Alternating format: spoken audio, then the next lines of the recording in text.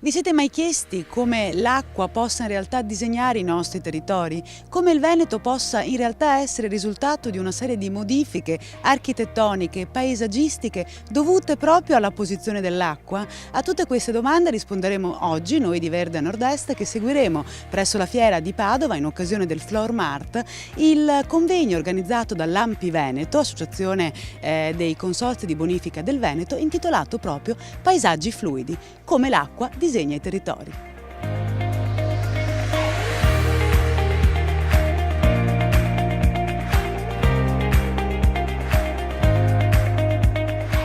Giuseppe Romano, presidente dell'Ampi Veneto, il convegno di oggi si intitola Paesaggi fluidi, come l'acqua disegna i territori. Parlerete di come effettivamente i corsi d'acqua siano fondamentali per il territorio del Veneto e come avete nelle epoche storiche modificato il territorio veneto, voi tecnici del settore, per poter permettere anche una migliore qualità della vita.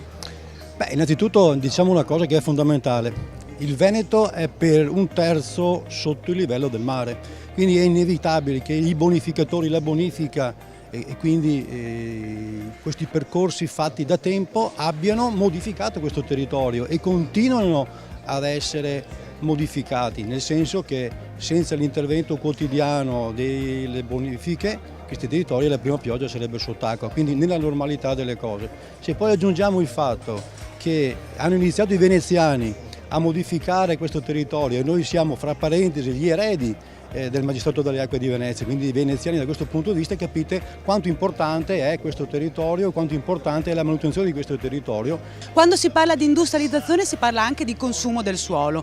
È un argomento delicatissimo, noi abbiamo dei dati in mano che sono estremamente preoccupanti. Negli ultimi anni in questo territorio si sono consumati 5.000 ettari, consumati fra parentesi trasformati 5.000 ettari da terreni agricoli a urbanizzati. 5.000 ettari ogni anno è un buon comune ogni anno, quindi è un problema che deve essere affrontato dalla politica in modo molto radicale, perché questo ha delle implicazioni notevoli non solo sul paesaggio, ma anche sulla sicurezza idraulica di questo paesaggio. Siamo in compagnia del direttore Andrea Crestani, che è anche stato il moderatore del convegno. Sì, abbiamo voluto ripercorrere un po' la storia del paesaggio, partendo da una memoria storica, da un paesaggio che racchiude dentro sé la storia dell'uomo che l'ha plasmato assieme alle sue attività, per poi arrivare alle considerazioni attuali di come invece le nostre generazioni si sono dimenticate spesso di come il nostro paesaggio è stato plasmato e costruito governando le acque, regimandole, portandole nei posti dove non c'erano per poter coltivare e produrre attività, e proprio perché abbiamo perso questa memoria storica lo stiamo un po' troppo consumando. Il consumo del suolo, l'urbanizzazione lo sta depauperando in maniera tale quasi da comprometterlo, e fino poi ad arrivare a un'analisi del futuro, di come invece il paesaggio è un valore economico straordinario, culturale, turistico, paesaggistico, economico. Abbiamo voluto partire dalla storia per arrivare a come l'attività dei consorzi di bonifica oggi è importante proprio per questi paesaggi.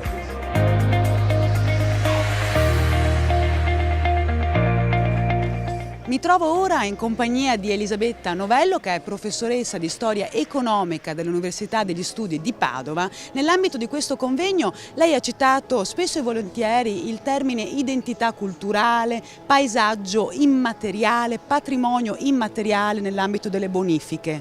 Ma questa immaterialità come si configura? Cosa significa quando parliamo di bonifiche? Allora, quando parliamo di patrimonio, di solito distinguiamo appunto un patrimonio materiale, tangibile, da un patrimonio immateriale che non è così immediatamente visibile, appunto appartiene a questo mondo dell'intangibilità e che in realtà si identifica con la memoria.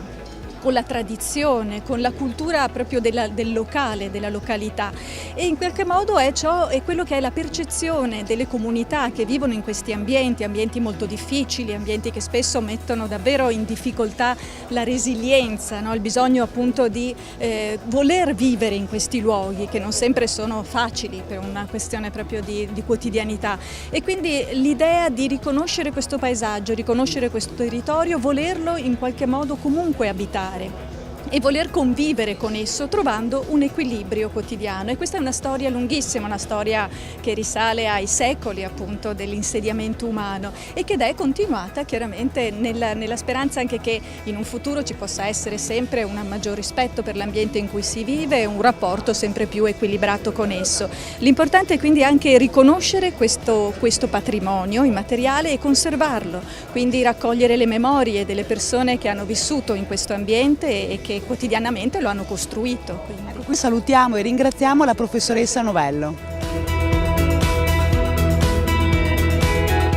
Durante questo convegno abbiamo parlato di risorse idriche, di bonifiche, ma anche di architettura del paesaggio, che è un tema fondamentale quando si tratta di rivalutazione del territorio e di bonifiche. Sono con Andri Orlandin, pianificatore dello UAV di Venezia, e vogliamo chiederle ma quali sono le problematiche inerenti al consumo del suolo in prossimità dell'acqua.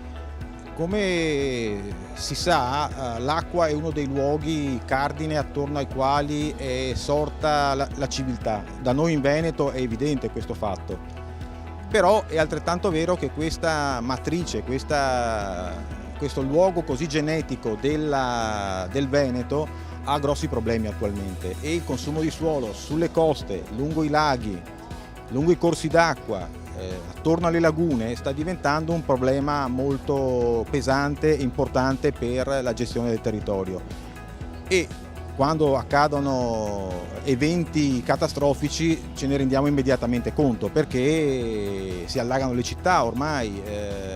La laguna di Venezia è frequentemente inquinata o comunque presenta grossi problemi, e di conseguenza capiamo come l'acqua, bene e risorsa anch'essa finita, in realtà ha grossi problemi dal punto di vista della tutela e della gestione e del controllo delle risorse che stanno attorno ad essa. Lo UAV ha molte ricerche in corso su questo tema, e alcune sono legate per esempio all'adattamento ai cambiamenti climatici, altre sono invece legate a forme di pianificazione e di controllo urbanistico e territoriale delle zone perifluviali, che hanno comunque un rapporto diretto con l'acqua, e di conseguenza insomma studi e ricerche e progetti cominciano ad essercene molti in questa materia. Grazie al pianificatore Orlandin per averci introdotto a questo tema che è di estrema urgenza e attualità. Vi ringrazio a voi, arrivederci.